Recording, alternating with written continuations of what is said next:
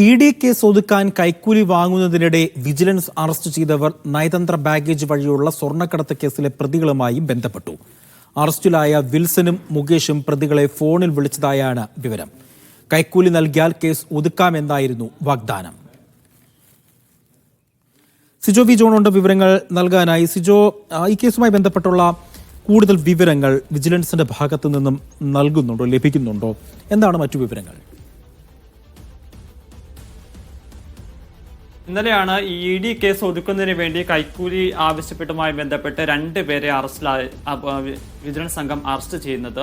ഇതിൽ ഈ രണ്ടുപേരിൽ നിന്നാണ് ഇതുമായി ബന്ധപ്പെട്ട കൂടുതൽ വിവരങ്ങൾ വിജിലൻസിന് ലഭിച്ചിരിക്കുന്നത്. അതിലേറ്റവും പ്രധാനപ്പെട്ട ഒരു കാര്യം ഈ നയതന്ത്ര മാർഗങ്ങളിലൂടെയുള്ള സ്വർണ്ണക്കടത്ത്, അതിലെ പ്രതികളായിട്ടുള്ള ആളുകളിൽ നിന്ന് ഇതിന്റെ കേസ് ഒതുക്കുന്നതിന് വേണ്ടിയിട്ട് പണം ആവശ്യപ്പെട്ടു എന്നുള്ള ഒരു കാര്യമാണ് എന്നിരിക്കുന്നത്. ഇത് ആരൊക്കെയാണ് എന്നുള്ളത് സംബന്ധിച്ച് വ്യക്തമല്ല. നമ്മൾ നേരത്തെ സ്വപ്ന സുരേഷൊക്കെ പ്രതിയായിട്ടുള്ള കേസുകൾ കണ്ടതാണ്. അതിനുശേഷം ഇതിന്റെ തുടർ നടപടി എന്ന നിലയിൽ ഇതുമായി സ്വർണം എത്തിച്ച ആളുകളുണ്ട്, റെമീസ് ഉൾപ്പെടെയുള്ള ആളുകളുണ്ട്. അത്തരം ആളുകൾ നിരവധി ആളുകളുണ്ട്. അപ്പോൾ ഇതിൽ ആരൊക്കെ ആയിട്ടാണ് ഇവർ ബന്ധപ്പെട്ടിരിക്കുന്നത് സംബന്ധിച്ച് വിശദാംശങ്ങൾ ലഭ്യമായി വരുന്നതേ ഉള്ളൂ. എന്തായാലും ഈ സ്വർണ്ണക്കടത്തുമായി ബന്ധപ്പെട്ട വിവരങ്ങളിൽ പ്രതിയെ ചേർക്കപ്പെട്ട ആളുകളിൽ നിന്ന് ഇവർ പണം ആവശ്യപ്പെട്ടുണ്ടെന്നുള്ള കാര്യമാണ് ഏറ്റവും പുതിയതായിട്ടുള്ള വരുന്നത്. എന്തായാലും അവർ പണം നൽകിയിട്ടുണ്ടോ, ഈ കേസ് ഒതുക്കാനുള്ള ശ്രമങ്ങൾ ഇതിന്റെ ഭാഗമായി നടത്തിയിട്ടുണ്ടോ എന്നുള്ള കാര്യം പരിശോധിച്ച് വരികയാണ്. എന്തായാലും പ്രാഥമികഘട്ടം എന്ന നിലയിൽ ഇത്തരത്തിൽ ഇവരുടെ മൊഴിയുടെ അടിസ്ഥാനത്തിൽ പണം ആവശ്യപ്പെട്ട ആളുകളോട് വിജിലൻസ് സംഘം മൊഴി രേഖപ്പെടുത്തും. അതിനുശേഷം ഇവരുടെ ബാങ്ക് അക്കൗണ്ട് ഉൾപ്പെടെയുള്ള വിവരങ്ങൾ പരിശോധിച്ച് വരികയാണ്. എന്തായാലും നമ്മൾ പ്രതീക്ഷിക്കുന്നതിനേക്കാൾ അപ്പുറത്തേക്കാണ് ഇവരുടെ ബന്ധങ്ങൾ എന്ന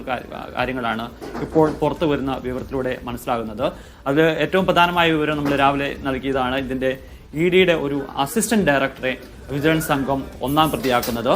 ഈ സംഭവവുമായി ബന്ധപ്പെട്ട് ഈ ഇ.ഡി. കേസുകൾ വരുമ്പോൾ അതാരൊക്കെയാണ് സംബന്ധിച്ച വിവരങ്ങൾ ഇടനിലക്കാരായ രണ്ടുപേർക്ക് നൽകിയിരുന്നത് ഈ അസിസ്റ്റന്റ് ഡയറക്ടറായ ശേഖറാണ്. ശേഖർ ആണ് ഇത്തരം വിവരങ്ങൾ നൽകുകയും അതിന്റെ അടിസ്ഥാനത്തിൽ ആളുകളുമായി കോൺടാക്ട് ചെയ്യുകയും ചെയ്തതെന്നാണ് മനസ്സിലാകുന്നത്. എന്തായാലും ഈ ഇന്നലെ പിടിച്ച കേസുകൾ മാത്രമല്ല, ഇപ്പോൾ നിലവിൽ കൊല്ലം സ്വദേശിയായ ഒരു വ്യവസായിയിൽ നിന്നാണ് 2 കോടി രൂപ ആവശ്യപ്പെട്ടുകൊണ്ട് ഇവർ സമീപിക്കുന്നത്. ഈ ഒരു കേസ് മാത്രമല്ല, ഇത്തരത്തിൽ നിരവധി ആളുകളിൽ നിന്ന് ഇവർ പണം കൈപ്പറ്റാനുള്ള വിവരങ്ങളാണ് ലഭ്യമായിക്കൊണ്ടിരിക്കുന്നത്. എന്തായാലും ശേഖറിന്റെ കാര്യത്തിൽ വിജിലൻസ് കുറച്ചുകൂടി ജാഗ്രതയോടെയാണ് മുന്നോട്ട് പോകുന്നത്.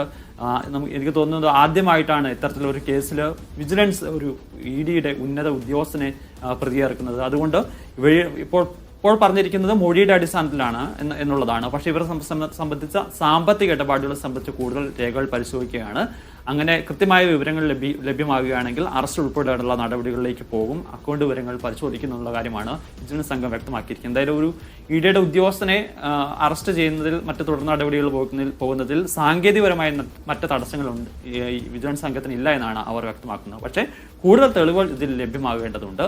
എന്തായാലും ഇനിയും കൂടുതൽ അറസ്റ്റ് ഉണ്ടാകും ഉൾപ്പെടെയുള്ള കാര്യങ്ങളിലേക്കാണ് അത്തരം വിവരങ്ങളാണ് വിജിലൻസ് സംഘം പങ്കുവെക്കുകയും ചെയ്യുന്നത്. എന്തായാലും ഏറ്റവും അവസാനമായി നമുക്ക് ലഭിക്കുന്ന വിവരം അനുസരിച്ച് ഈ സ്വർണ്ണക്കടത്തുമായി ബന്ധപ്പെട്ട ആളുകളെയും ഇവർ സമീപിച്ചു എന്നുള്ള ഏറ്റവും പ്രധാനമായ വിവരമാണ് പുറത്തു വരുന്നത്. ഒപ്പം തന്നെ ഇ.ഡിയുടെ ഉന്നത ഉദ്യോഗസ്ഥര് ഇതുമായി ബന്ധപ്പെട്ട പങ്കുണ്ട് എന്ന് തെളിഞ്ഞിരിക്കുകയാണ്. സുജോ സൂചിപ്പിച്ചതുപോലെ തന്നെ അസിസ്റ്റന്റ് ഡയറക്ടർ അടക്കം ഒന്നാം പ്രതിയാക്കിക്കൊണ്ട് വിജിലൻസ് കേസെടുക്കുകയും ചെയ്തു. അപ്പോൾ ഇ.ഡി ഈ സംഭവത്തെ എങ്ങനെയായിരിക്കും എടുക്കുന്നത്? പ്രത്യേകിച്ച് ഇ.ഡിക്കെതിരെ നേരത്തെയും തന്നെ ഗുരുതരമായ പ്രത്യാരോപണങ്ങൾ ഒക്കെ ഉയർന്ന ഒരു സാഹചര്യം ഉണ്ടായിരുന്നു. പ്രത്യേകിച്ച് ഇ.ഡിയെ രാഷ്ട്രീയ ആയുധമാക്കുന്നു എന്ന തരത്തിലുള്ള ആരോപണങ്ങളൊക്കെ തന്നെയും ഉയർന്നിട്ടുണ്ട്. അപ്പോൾ ഇ.ഡി ഈ സംഭവത്തെ എങ്ങനെയാണ് നോക്കിക്കാണുന്നത്?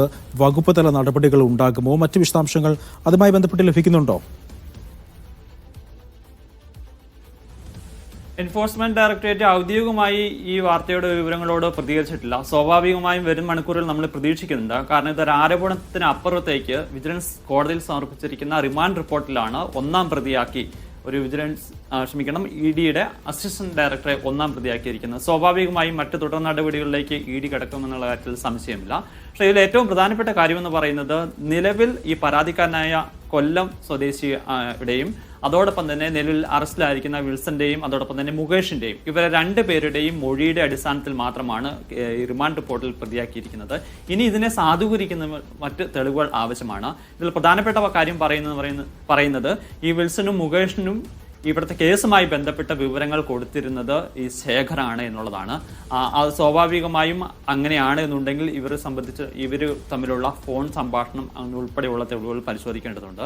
മറ്റൊരു പ്രധാനപ്പെട്ട കാര്യം, ഇത്തരം വിവരങ്ങൾ ശേഖർ നൽകിയിട്ടുണ്ടെന്നുണ്ടെങ്കിൽ സാമ്പത്തികപരമായ നേട്ടം ഉണ്ടാക്കിയിരിക്കണം. ഇയാളുടെ അക്കൗണ്ട് വിവരങ്ങൾ പരിശോധിക്കേണ്ടതുണ്ട്. അത്തരം നടപടികളിലേക്ക് എന്തായാലും വിജിലൻസ് സംഘം കടക്കുകയാണ്. അതിനുശേഷമായിരിക്കും മറ്റു തുടർ നടപടികളിലേക്ക് പോവുക എന്നുള്ള കാര്യമാണ് വിജിലൻസ് സംഘം വ്യക്തമാക്കിയിരിക്കുന്നത്. എന്തായാലും ഇത് വളരെ ഗൗരവത്തോടുകൂടി തന്നെയാണ് ED എടുക്കുകയും ചെയ്യുന്നത്. ഉദ്യോഗസ്ഥർക്ക് പങ്കുണ്ട് എന്നുണ്ടെങ്കിൽ തുടർ നടപടികൾ ഉണ്ടാകുന്നുള്ള ഒരു സൂചന തന്നെയാണ് ലഭിക്കുന്നത്. പക്ഷേ ഔദ്യോഗികമായ ഒരു പ്രതികരണത്തിന് EDയുടെ ഉന്നത ഉദ്യോഗസ്ഥർ ഇതുവരെയും തയ്യാറായിട്ടില്ല എന്നുള്ളതാണ് പ്രധാനപ്പെട്ട കാര്യം.